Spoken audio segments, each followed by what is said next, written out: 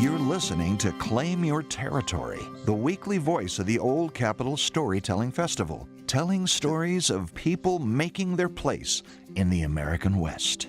Brought to you by the Friends of the Territorial State House and Utah Pioneer Heritage Arts.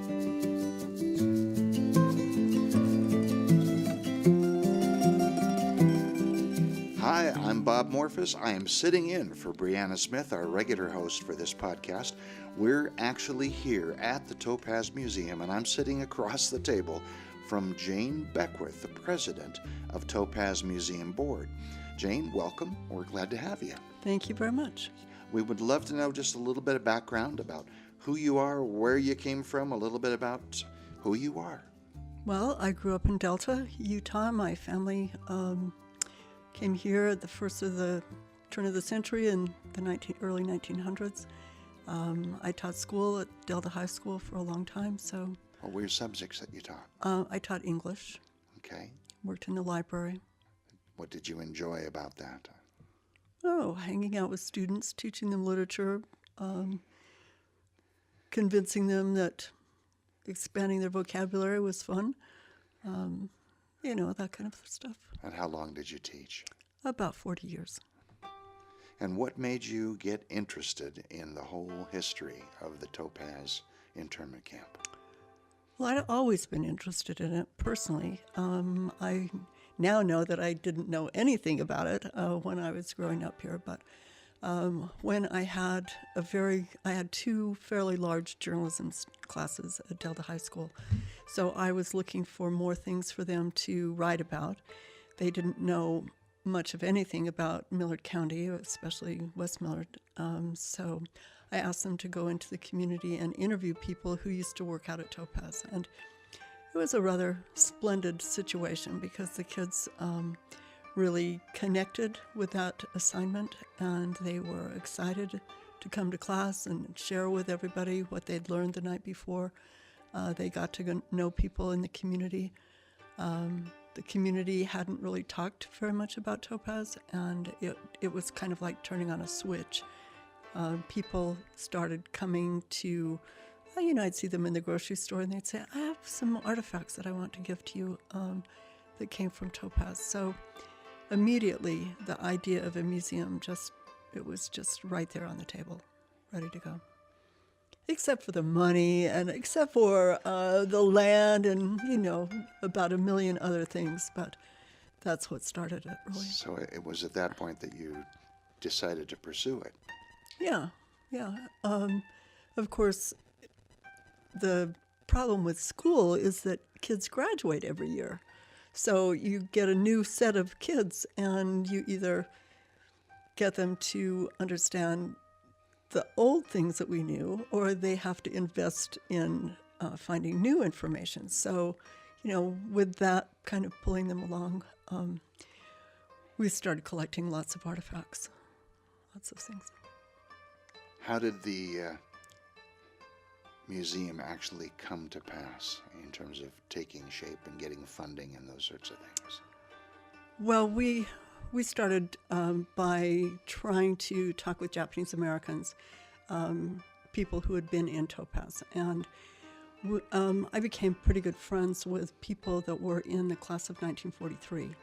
And they were very vibrant people, very interested in what we were doing. And then our address list just got larger and larger as we sent out more newsletters. We were headed down this road to make a museum, and we thought we could do it easily, and that was a foolish idea. Making a museum is damn tough. But right in the middle of our path toward the museum, we saw that the site itself was being destroyed.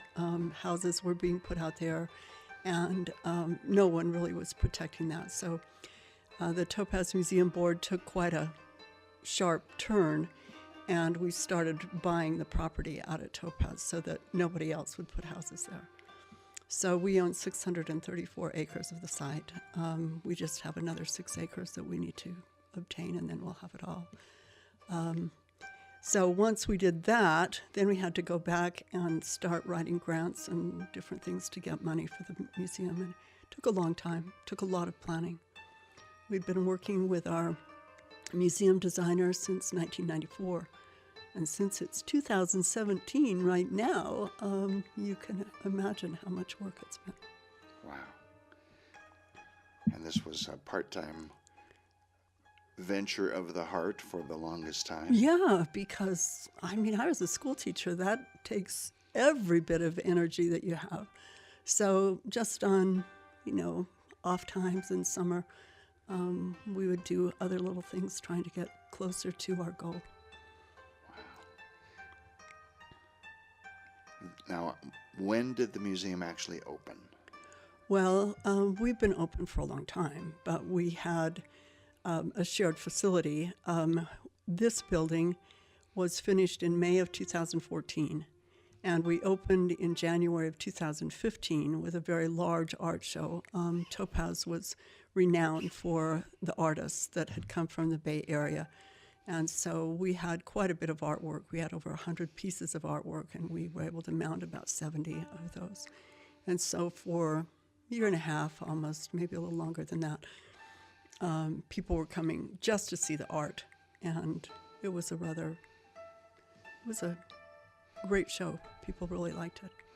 And then we started transitioning into a more historical type of museum that had not only the artifacts, but also text that would explain the complexity of Topaz. Now, I've taken a walk through the museum, and it's a stunning journey. Great. Just to walk I'm glad to through hear and- that. Stunning is a good word. Well, just to read some of the accounts and to see the photographs and to see the artifacts that are here. Who do you credit for all of that? Well, obviously it's a work of many.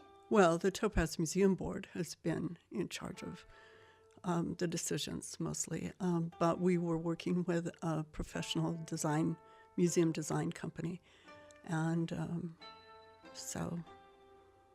How many people are on the board? That's tough right now. We just had 2 people pass away, so our board is a little bit thin, but we usually have 7 to 9 people on the board. Okay. Well, as museums go, it's really an immersion. From the moment my eyes caught the large picture of the family with their the Mochita family. with their tags on them. Yeah. All of a sudden you're brought, bam, into the reality of what this must have been like for the Japanese Americans who were interned here. And then to see the 2 films that have been put together, the One Home Movie, and those are amazing films.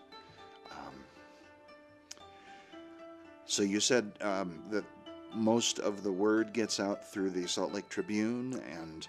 Well, I think people talk with each other. Sometimes they'll say, I came with my friend and I brought my wife back. So, it just depends. People look on websites, especially people from Europe or maybe back east in the United States. They're always kind of plotting what they can see. We have a lot of people that don't like freeways, and they just want to stay away from freeways. So This it is just certainly depends. a wonderful little out-of-the-way trip.